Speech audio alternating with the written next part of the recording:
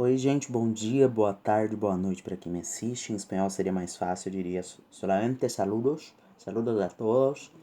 Estamos entonces aquí reunidos para darles uma devolutiva da avaliação. Brincadeira. Bom, o intuito desse vídeo é eu não aparecer mesmo, para vocês terem um contato direto com o texto, tá bom? Eu vou dar uma devolutiva tanto da avaliação quanto do que vocês têm produzido para mim.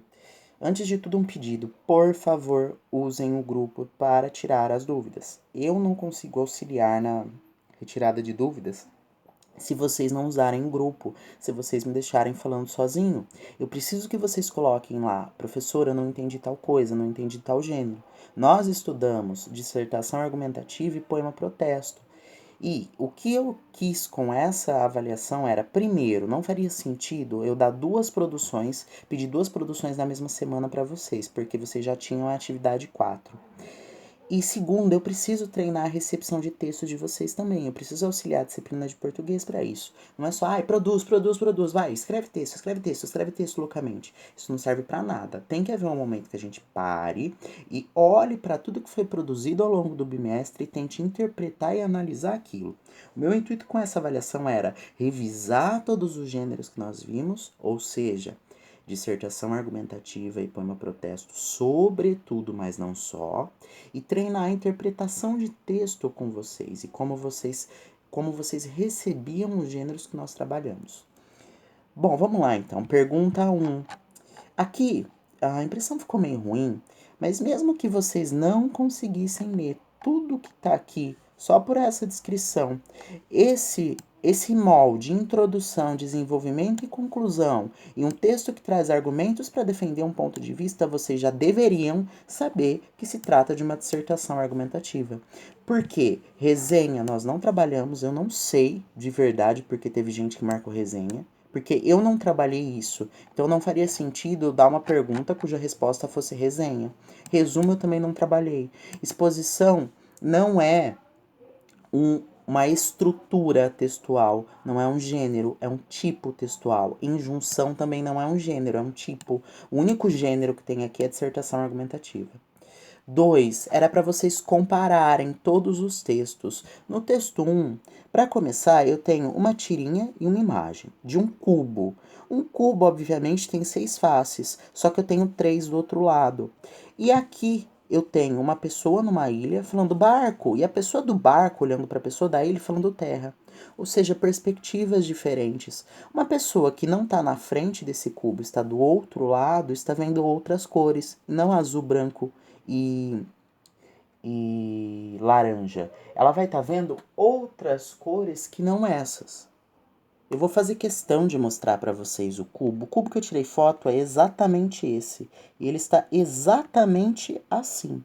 Se a gente tem uma outra perspectiva, se a gente está vendo o cubo de um outro lado, nós veríamos isso aqui. Essas cores. Isso aqui é um verde, não sei se está dando para ver porque tem uma luz batendo em outra. Um verde, um vermelho e um amarelo, e não as cores que estão lá em cima. De qualquer modo, com relação ao texto 2, o texto 2 está falando de uma nigeriana. Foi o vídeo que eu pedi que vocês assistissem na nossa última aula presencial, que era o perigo de histórias únicas. Eu deixei 2 vídeos. Um deles eu retirei um trecho. Então a minha avaliação faz sentido. Eu não tirei esse texto do nada. Que fala que ela teve partes boas e ruins na vida dela. Insistir só em uma é reduzir a vida dela. Qual é a relação desse texto para esse? Muitos marcaram que não tem relação nenhuma. Tem sim. Eu não posso falar que ambos falam do isolamento social e que o cubo é uma metáfora das ilhas em que a gente está vivendo na pandemia, porque o texto, esse segundo texto é de 2009. Ou seja, em 2009 nós não estávamos em pandemia. Então não é essa relação entre esse texto que eu estou passando o mouse e selecionando agora e esses dois aqui. A relação é perspectiva. O moço do bar que está na ilha vê um barco. O moço que está no barco, navegando há muito tempo, só vê uma terra para parar. Do mesmo jeito que o cubo, a depender de onde nós estamos olhando, nós vamos ver uma cor. E é isso que está sendo dito nesse texto. A alternativa correta era a A. Ambos tratam de problemas de se olhar apenas uma perspectiva de questões, deixando muitas outras de lado. É de eu olhar para um ponto só do cubo e esquecer das cores que estão aqui atrás dele. Ou o cara que tá na ilha tá há tanto tempo aqui que ele esquece que quem tá vindo no barco também pode estar há muito tempo navegando querendo parar. De qualquer modo, 3. Analisa a tirinha abaixo para responder. Minha terra tem Corinthians onde canta o sabiá. A minha terra tem Palmeiras. Cada um tem o time que quiser. Olha, essa aqui teve problema. Por quê? A palavra-chave aqui era principalmente. Essa tirinha tenta ser engraçada principalmente pelo quê? Não é pela rivalidade entre Palmeiras e Corinthians, porque não é isso que está em foco em primeiro lugar aqui. O que está em primeiro lugar aqui é, primeiro de tudo, que ela faz referência ao poema do exílio, ao canto do exílio, e em segundo lugar, porque minha terra tem palmeiras onde canto o sabiá, as aves que aqui gorjeiam não gorjeiam tanto quanto lá. Essa tirinha faz referência a esse poema. Em segundo lugar, que a gente tem o mesmo som para o nome do time Palmeiras e para as palmeiras mesmo, para a planta Palmeiras, ou seja, a correta que é a B. A questão da rivalidade entre os times, isso em si não é engraçado. Cada um tem o time que quiser. O que é engraçado e o que torna isso engraçado é principalmente, sobretudo, a relação que eu tenho entre Palmeiras enquanto time Palmeiras com relação à planta, e isso parecer a canção do exílio, e não a relação de rivalidade entre Palmeiras e Corinthians. Bom, 4. Abaixa 2 capas de livro. Aqui também a gente teve um problema, e essa pergunta, na verdade, eu admiti 2 respostas. Porque depois dessas capas que falam do admirável mundo novo, que fala de pessoas que são programadas para ter certas profissões e questões sociais, eu trago a música da Pitty. Pane no sistema, alguém me desconfigurou. E sim, como cantor, eu sou um ótimo professor, eu sei. Admirável chip novo. E eu pedia de novo para vocês relacionarem os 2 textos. Porque eu percebi que vocês têm dificuldade de fazer intertextualidade. Vocês pegarem a relação entre os 2 textos. Ambos estão falando de programações em pessoas, em eu repetir coisas de um sistema. Vamos analisar as alternativas. Claramente eles não têm relação entre si. Não, eles têm sim. Eles têm sim. Há uma pequena relação intertextual entre eles no que concerne a produção em massa de materiais fúteis. Não tem nenhum material fútil sendo produzido aqui, isso é um bebê sendo programado. E aqui é a cabeça de uma pessoa. Por isso não é essa a alternativa certa. O bebê de uma das capas lembra a libertação do que trata a música. Não, gente, ele não tá liberto. Ele tá preso por um monte de fios. Olha isso aqui, inclusive um capacete que tá programando o que ele vai pensar. Isso é uma metáfora à alienação social pela qual a gente passa. Que um monte de coisa é enfiada literalmente na nossa cabeça. Bom, desde o título, a música da cantora brasileira dialoga com o romance, e esse diálogo fica claro nos imperativos da letra que lembram as determinações impostas aos sujeitos do livro, que praticamente não têm livre-arbítrio. Sim.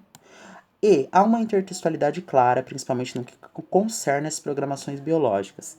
Eu até admitiria essa, mas aqui eu não tenho só programação biológica. E a letra da música não fala só de programação biológica, ela fala de programações sociais.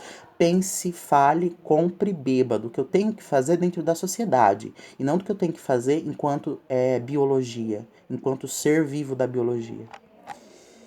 5. Eu fiquei pasmo que muita gente marcou dissertação argumentativa nisso aqui. Isso é uma questão em verso, não é em prosa.